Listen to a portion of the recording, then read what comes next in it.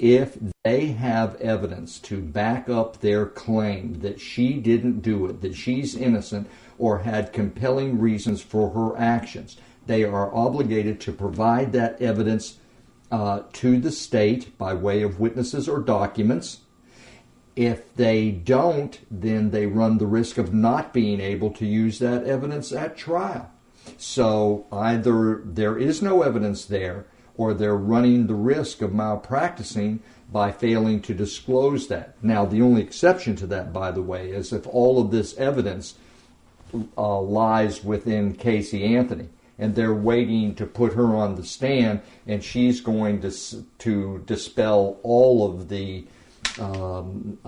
these misconceptions herself. Well, and let me just ask you one question then about that. Would they be smart to put her on the stand with all the lies that she's told?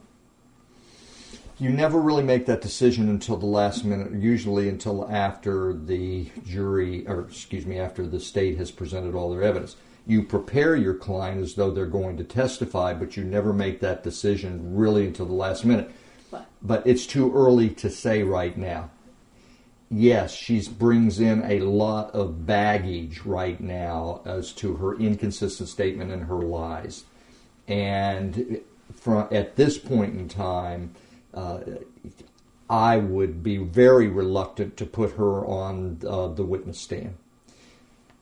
I would be even more reluctant depending on what happens to these bad check charges, and if she ends up getting multiple convictions out of these bad check charges, it further erodes her credibility. And of course she will. She's on tape doing it. I mean, there's hardly a way to deny that. So she's going to have a hard time selling a jury on her veracity because even, let's put the check charges aside, based upon her actions and her words at or about the time of the disappearance of that child and subsequent thereto, right. She has a lot of explaining to do. I don't think that she can explain it all away. Well, she's already tried to explain and nothing makes sense.